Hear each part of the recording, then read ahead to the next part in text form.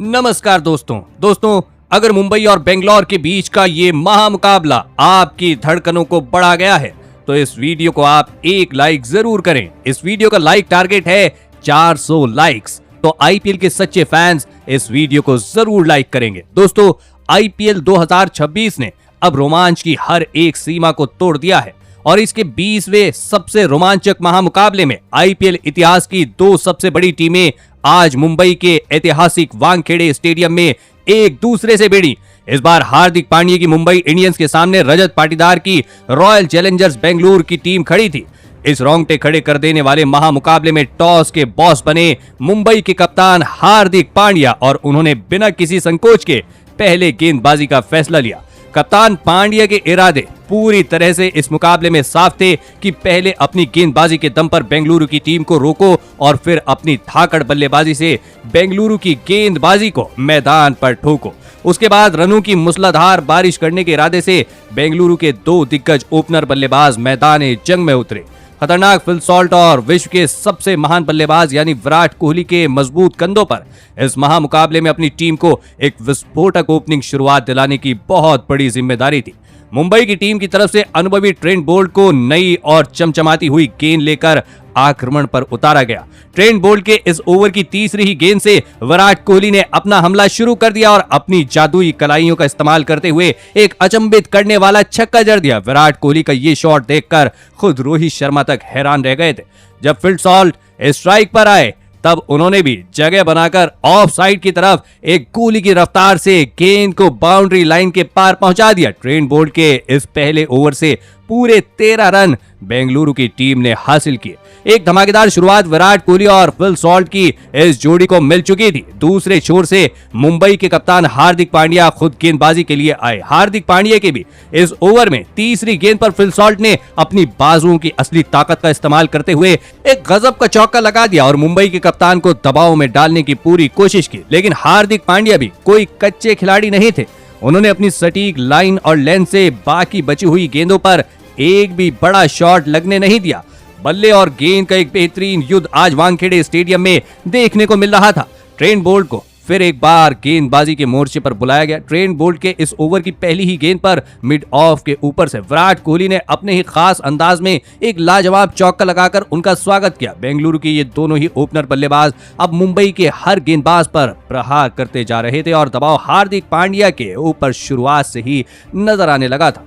Trent Boult का ये over भी बेंगलुरु की टीम को 10 रन देकर गया। अब मुंबई की और विश्व के सबसे घातक गेंदबाज जसप्रीत बुमराह गेंदबाजी पर आए। जसप्रीत बुमराह के ऊपर शुरुआत से ही विराट कोहली दबाव बनाना चाहते थे और पहली ही गेंद पर अपना बल्ला चलाते हुए नजर आए, जिस पर उन्हें कामयाबी तो नहीं मिली, लेकिन अगली ही गेंद पर शॉर्ट थर्ड मैन के ऊपर से एक महत्वपूर्ण चौका कोहली को मिल गया। विराट कोहली इस मुकाबले में गजब के फॉर्म में नजर आ रहे थे। हालांकि बुमराह ने भी अपना जलवा दिखाया और बाकी बची गेंदों पर कोई और बाउंड्री नहीं लगने दी। जसप्रीत बुमराह के बाद मिशेल सेंटनर को गेंदबाजी पर लगाया गया। मिशेल सेंटनर के इस ओवर की पहली 3 गेंदों पर फिल सॉल्ट ने मैदान में विध्वंसक बल्लेबाजी का प्रदर्शन किया और एक के बाद एक लगातार 3 गगनचुंबी छक्के जड़ दिए।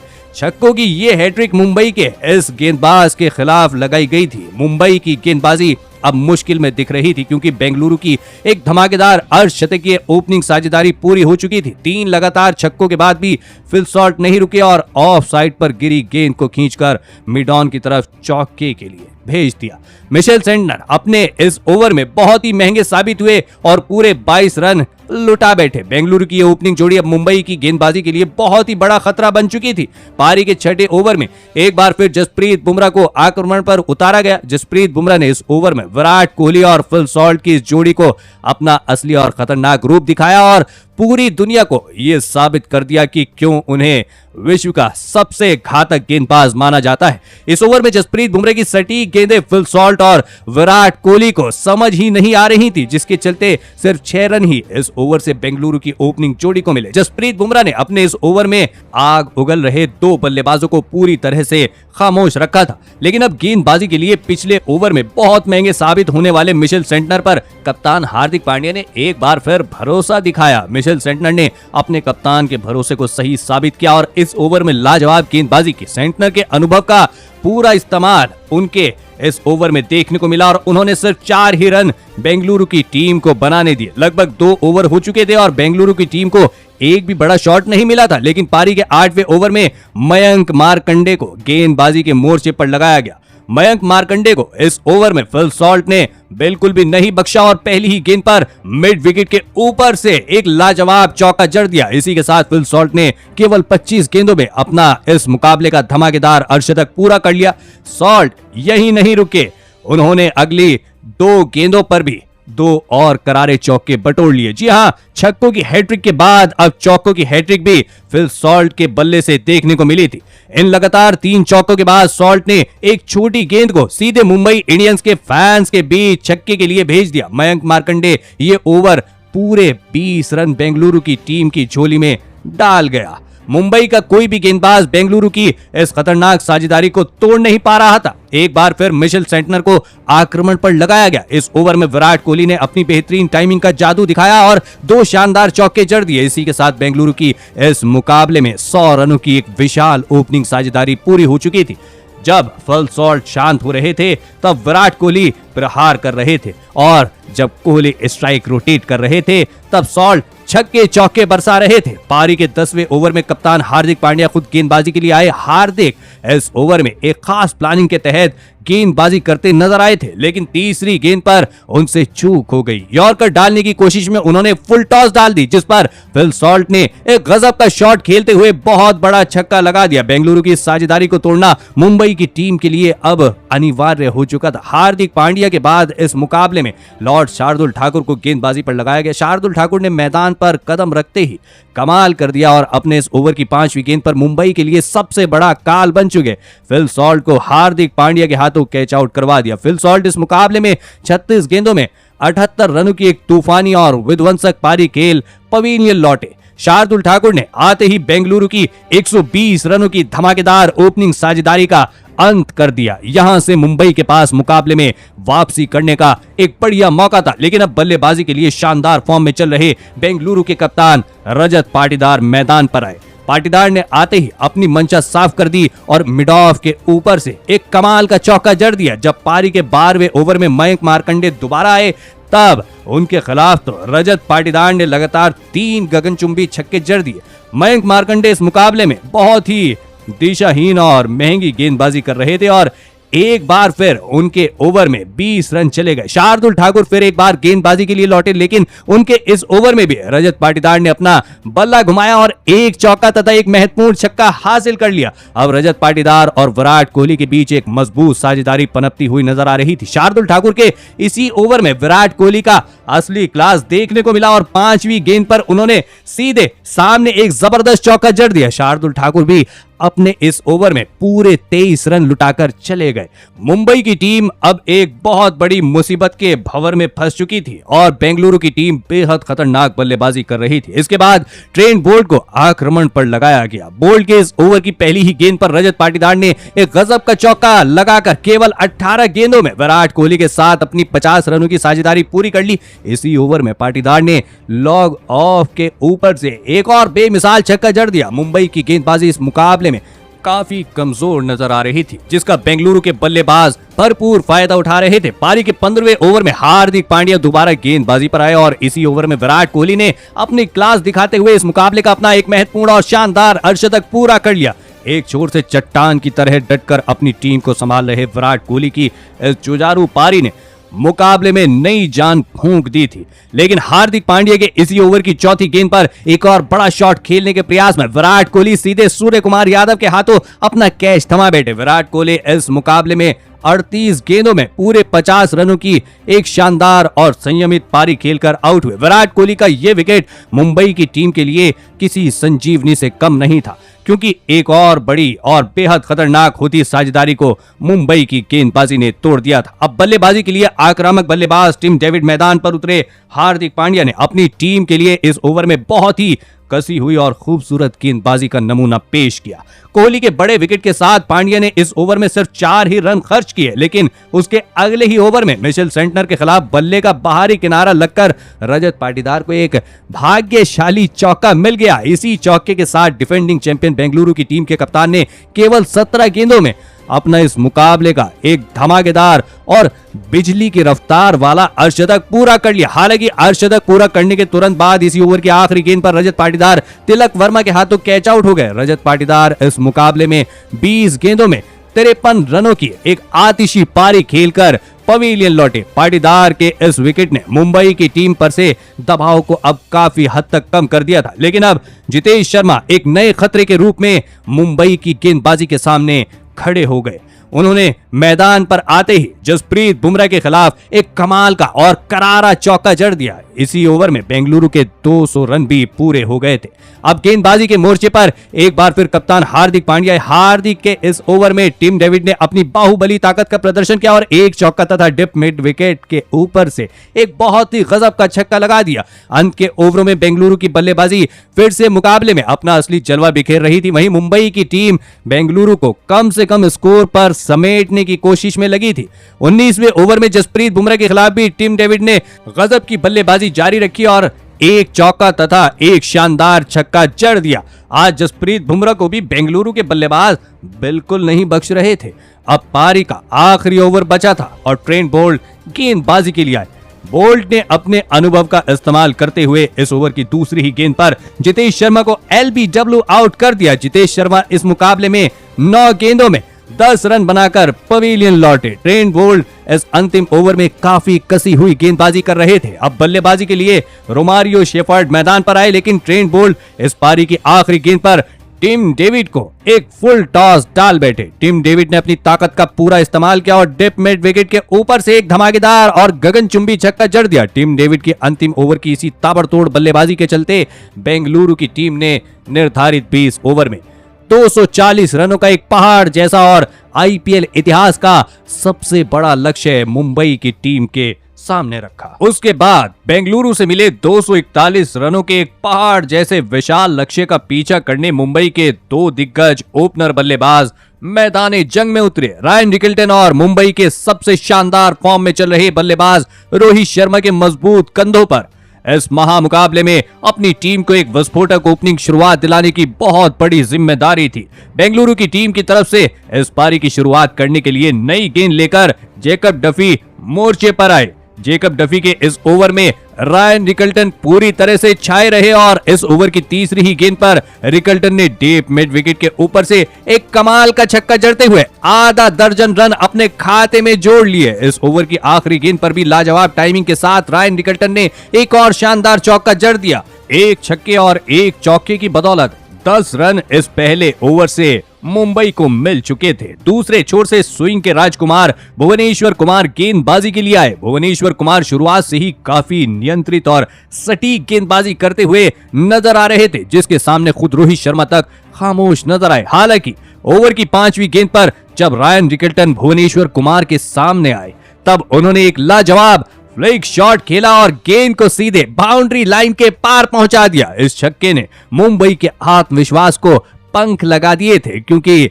इस मुकाबले में उनकी साख दांव पर लगी थी। भुवनेश्वर कुमार के ओवर के बाद जेकब डफी पारी का तीसरा ओवर लेकर लौटे।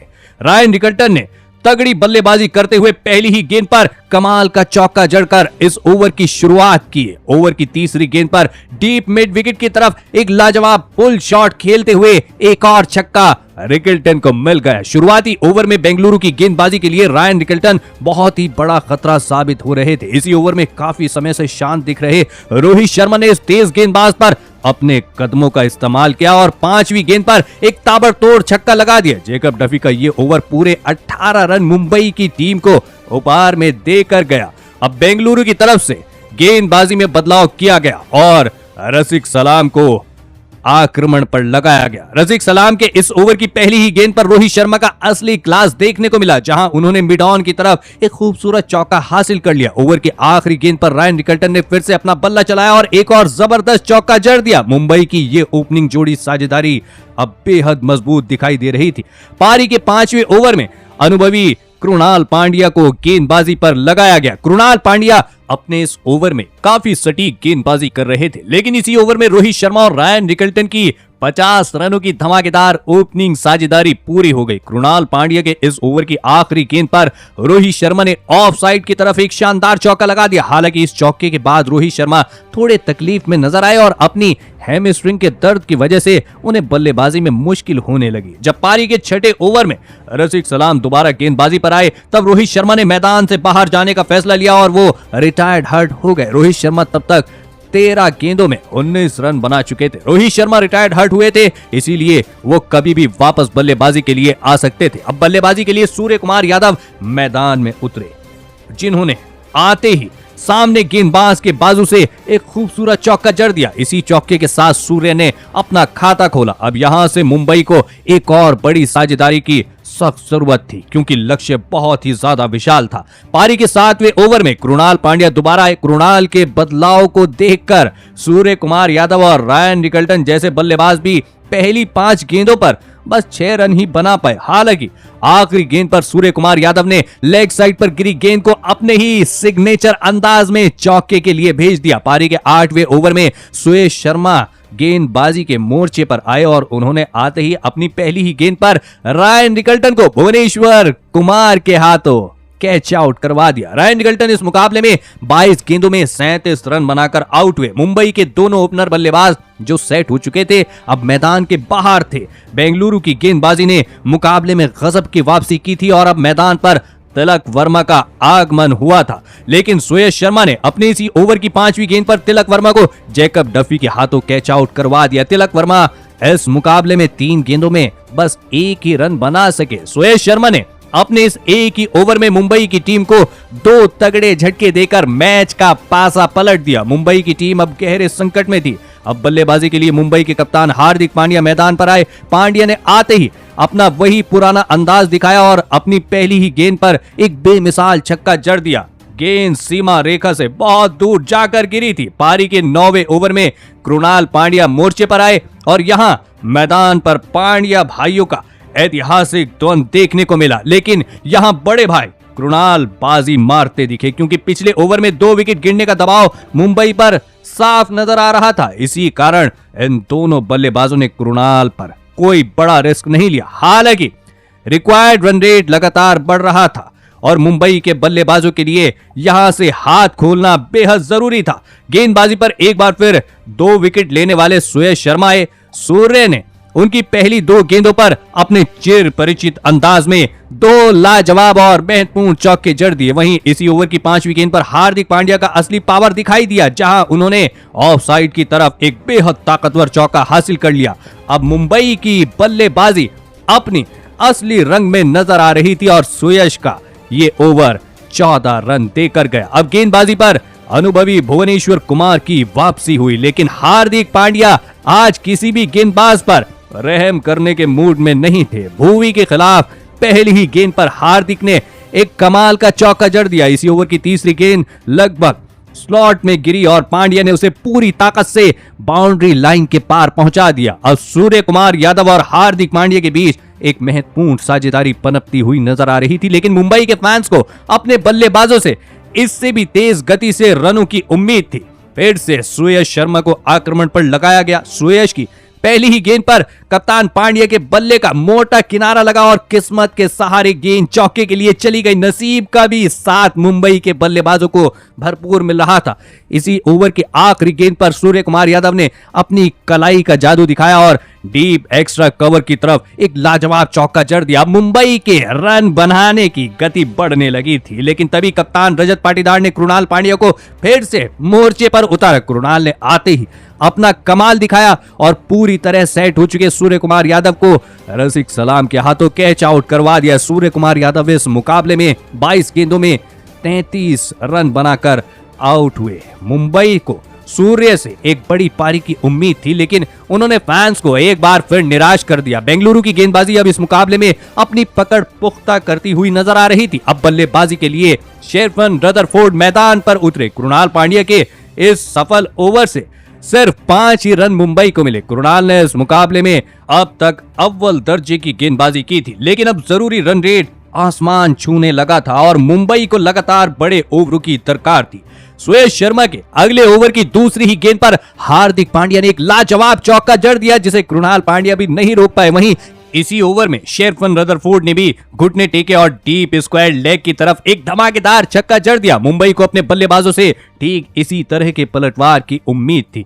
इसके बाद जेकब डफी गेंदबाजी पर लौटे। डफी की दूसरी ही गेंद पर हार्दिक पांड्या ने एक और करारा चौका लगाया, लेकिन इसी ओवर की चौथी गेंद पर हार्दिक एक और बड़ा शॉट खेलने के चक्कर में अपनी एकाग्रता को खो बैठे और रोमारियो शेफर्ड के हाथों कैच आउट हो गए। कप्तान हार्दिक पांड्या 22 गेंदों में 40 रनों की एक शानदार पारी खेलकर पवेलियन लौटे। हार्दिक का ये विकेट मुंबई को बहुत चुभने वाला था क्योंकि वो क्रीज पर जम चुके थे और ऐसी परिस्थितियों में मैच जिताने के लिए ही जाने जाते हैं। अब बल्लेबाजी के लिए नमन धीर आए। रिक्वायर्ड रन रेट अब 19 के आंकड़े को छूने लगा था। पारी के 16वें ओवर में रसिक सलाम को गेंदबाजी पर लगाया गया। रसिक के इस ओवर की पहली ही गेंद पर शेरफन रदरफोर्ड ने एक शानदार छक्का जड़ दिया। रसिक सलाम इस दौरान मैदान पर काफी तकलीफ में दिखे और मांसपेशियों में खिंचाव यानी क्रैम्प से जूझ रहे थे, लेकिन दर्द के बावजूद उन्होंने गेंदबाजी जारी रखी और हार नहीं मानी। रसिक की इसी हिम्मत का फल उन्हें ओवर की तीसरी गेंद पर मिला, जहां नमन धीर बड़ा शॉट खेलने के प्रयास में कप्तान रजत पाटीदार के हाथों कैच आउट हो गए। नमन धीर इस मुकाबले में 2 गेंद में बस 1 रन बनाकर आउट हो गए। मुंबई की बल्लेबाजी ने आज इस महामुकाबले में अपने तमाम फैंस को निराश कर दिया था। जिस पिच पर बेंगलुरु के बल्लेबाजों ने छक्कों और चौकों की मूसलाधार बारिश कर दी थी, वहां मुंबई का मध्यक्रम पूरी तरह बेबस और लाचार दिखाई दे रहा था। अब मैदान पर मिशेल सेंटनर का आगमन हुआ था। अब मुकाबला आखिरी 4 ओवरों में निर्णायक पड़ाव पर पहुंच चुका था, जहां मुंबई को जीत के लिए 88 रनों की दरकार थी। पारी का 17वां ओवर डालने के लिए स्विंग के सुल्तान भुवनेश्वर कुमार मोर्चे पर आए। भुवी के इस ओवर में मिशेल सेंटनर बस एक ही चौका जड़ पाए, जिसके चलते इस ओवर से केवल 9 रन ही मुंबई के खाते में आए। अब आखिरी 3 ओवरों में जीत के लिए 75 रनों की पहाड़ जैसी आवश्यकता मुंबई की टीम को थी। मुकाबला पूरी तरह मुंबई के हाथ से निकलता हुआ दिखाई दे रहा था, लेकिन शेरफन रदरफोर्ड ने अभी भी हार नहीं मानी थी। पारी के 18वें ओवर में गेंदबाजी पर आए जेकब डफी के खिलाफ रदरफोर्ड ने अपना असली रुद्र रूप दिखाया और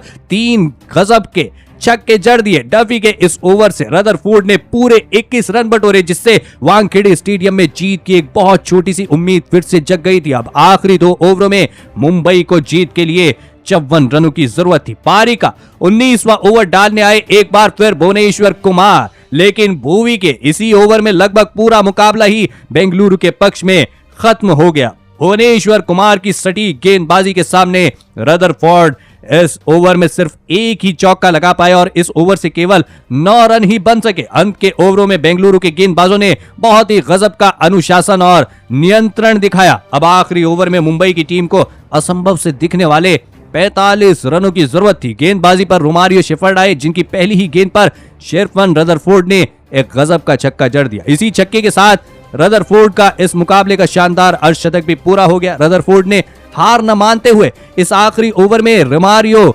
शेफर्ड के खिलाफ 3 जबरदस्त छक्के लगाए, लेकिन अंत में उनकी ये आतिशी पारी मुंबई को जीत की दहलीज के पार नहीं ले जा पाई। बेंगलुरु की टीम ने इस महामुकाबले को 18 रनों से अपने नाम कर लिया। दोस्तों, अगर मुंबई का कोई भी अन्य बल्लेबाज शुरुआत में रदरफोर्ड का थोड़ा और साथ दे देता तो शायद इस मुकाबले का नतीजा आज कुछ और ही होता, लेकिन फिर भी बेंगलुरु की टीम ने इस मुकाबले में वाकई चैंपियन वाला प्रदर्शन किया है। खास करके बल्लेबाजी के वक्त उनके कप्तान ने जो अद्भुत 20 गेंदों में 53 रनों की कप्तानी पारी खेली, उसने सभी का दिल जीत लिया। रजत पाटीदार आज मुंबई के गेंदबाजों के लिए काल बनकर मैदान में उतरे थे और उनकी इसी ताबड़तोड़ पारी के चलते बेंगलुरु की टीम मुंबई को उनके घर में हराने में कामयाब रही। तो दोस्तों, आप रजत पाटीदार की इस अद्भुत और कप्तानी पारी के लिए उन्हें 10 में से कितने अंक देना चाहेंगे? आप अपनी राय नीचे कमेंट में देना बिल्कुल भी ना भूलें। धन्यवाद।